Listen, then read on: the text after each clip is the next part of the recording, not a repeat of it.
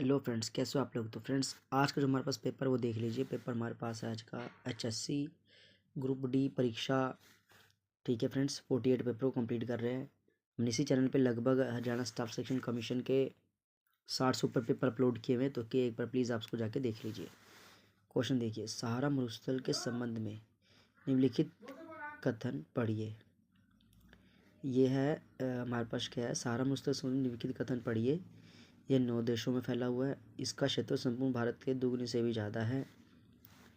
केवल इसका दूसरा बिल्कुल सही रहेगा, क्योंकि पहला गलत है, क्योंकि सहारा मरुस्थल जो है वो 11 देशों में फैला हुआ है, ना कि 9। और इसका क्षेत्र संपूर्ण भारत के दुगने से ज़्यादा, ये सही है। महाभारत के डैश अध्याय में भगवत गीता है, तो 18वें अध्याय में। हाल ही में सर्वोच्च न्यायालय ने आधार कार्ड बनाम निजता को खतरा अपने ऐतिहासिक फैसले में यह कहा है कि आधार कार्ड जोड़ना अनिवार्य है। तो इसका अपवाद क्या है। तो फ्रेंड्स, इसका देखिए, अपवाद में आपको बताना है फर्स्ट 3 और 4 आंसर। पहला, विद्यालय में प्रवेश के लिए, ये पहला अपवाद है। दूसरा, नीट जेईई यूजीसी और सीबीएसई परीक्षाओं में आधार कार्ड की अनिवार्यता, ये अपवाद है। और चौथा आपके पास है कॉरपोरेट प्रमाणीकरण। तो आप जो है सिर्फ पहली योजना लेने के लिए गवर्नमेंट की आधार कार्ड का इस्तेमाल कर सकते हो। हरियाणा के विधिमंडल ने हरियाणा नगर निगम संशोधन बिल, ये 2016 31/2/16 को पास किया था। सही सुमेलित बताना है, इसमें क्या है। सलाल जल विद्युत परियोजना जम्मू कश्मीर सही है। पैराम्बीकुलम जलाशय ये तमिलनाडु में नहीं, केरल में हो जाएगा फ्रेंड्स इसका आंसर। तो इसका केवल एक ठीक है। रेवाड़ी, महेंद्रगढ़, गुड़गांव में क्या है, स्लेट पाया जाता है। बेकिंग सोडा और एक मंद खाद्य अम्ल जैसे डैश का एक मिश्रण बेकिंग पाउडर है, टार्टरिक अम्ल का। हरियाणा राज्य में डैश झील है, कितनी। तो यहाँ पे हरियाणा राज्य में 7 झील है। फ्रेंड्स, ये स्क्रीजनिंग था, इसको हम बाद में नेक्स्ट वीडियो में देख लेंगे। विश्व निवेशक शिखर सम्मेलन कब हुआ, मतलब कहाँ हुआ था, कब हुआ था विश्व निवेश शिखर सम्मेलन। तो ये हो जाएगा 8 मार्च 2016 को। ठीक है फ्रेंड्स। और अगर 2023 का पूछे तो वो बताओगे लखनऊ उत्तर प्रदेश। लखनऊ उत्तर प्रदेश में 2023 में विश्व निवेश शिखर सम्मेलन का आयोजन किया गया था। आगे क्वेश्चन देखिए, मैग्नीज हरियाणा के डैश जिले पाया जाता है, तो महेंद्रगढ़ में।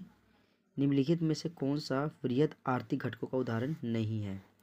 तो पहला, बजट बनाना। दूसरा, मौद्रिक नीति का नियमन। तीसरा, भुगतान संतुलन में परिवर्तन की नीति। तो कौन सा एक वृहद आर्थिक घटक उदाहरण नहीं है। तो इनमें से कोई भी नहीं है।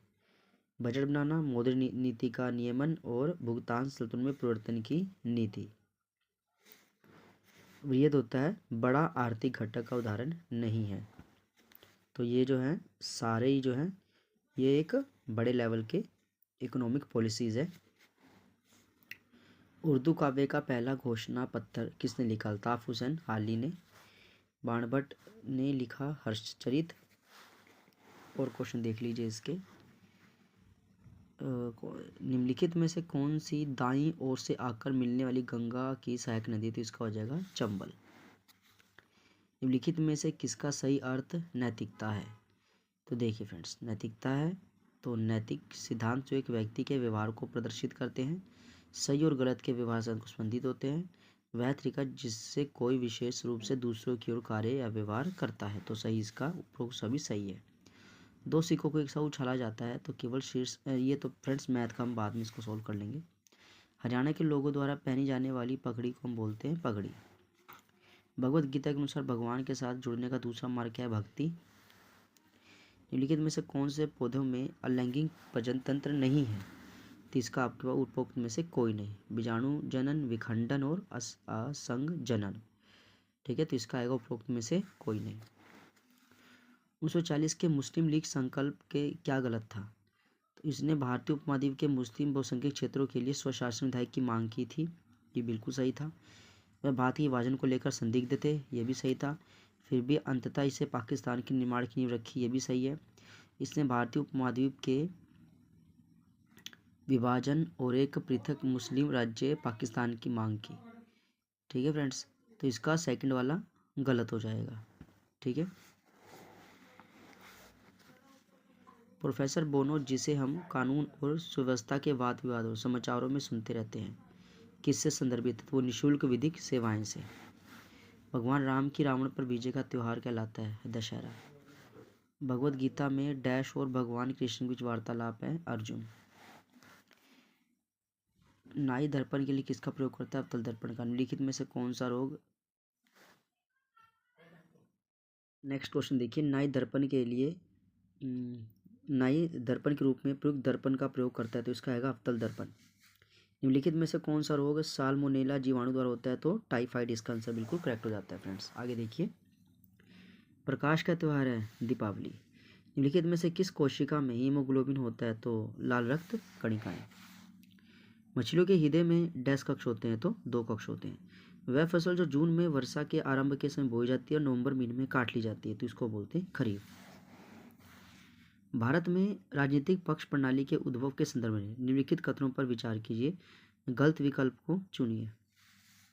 तो फ्रेंड्स यहाँ पे देखिए, कहता है चौथे केंद्रीय आम चुनावों की परिणति गठबंधन की राजनीति की शुरुआत में हुई थी।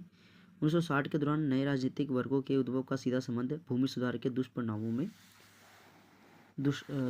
में ग्रामीण भारत में मालिकाना किसान वर्ग के उद्भव से था। गठबंधन की राजनीति ने पक्षों का ध्रुवीकरण किया। वर्तमान में गठबंधन और मित्र पक्षों ने प्रतिस्पर्धा, राजनीतिक संस्थान और चुनावों की प्रक्रिया को संकुचित कर दिया।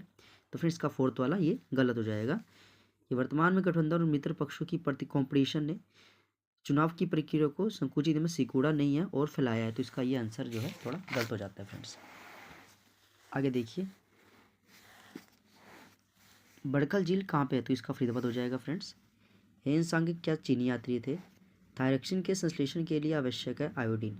साइबिन निधि को बोला जाता है जगदादरी। CMOS का क्या मतलब है? Complementary metal oxide semiconductor. निम्नलिखित में से कौन सा आंदोलन नेतृत्वहीन आंदोलन था? तो इसका भारत छोड़ो आंदोलन का बिल्कुल सही रहता है फ्रेंड्स। आगे देखिए, सिपाही आंदोलन हुआ था 1857 में हुआ था फ्रेंड्स।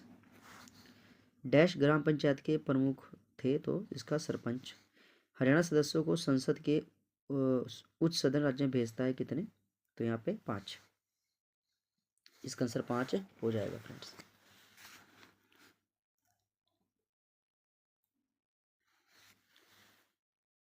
तो देखिए फ्रेंड, आंगल मैसूर युद्ध के दौरान हुई निम्नलिखित घटनाएं। तो कहता है टीपू सुल्तान ने मलाबार तट से ब्रिटिश के साथ चंदन और काली मिर्च का निर्यात को रोक दिया था। तो यहाँ पे फ्रेंड्स अभी कंडीशन देख लेंगे। उसने फ्रांसीसियों के संबंध बनाए रखे नेपोलियन से सहायता प्राप्त करने का प्रयास किया।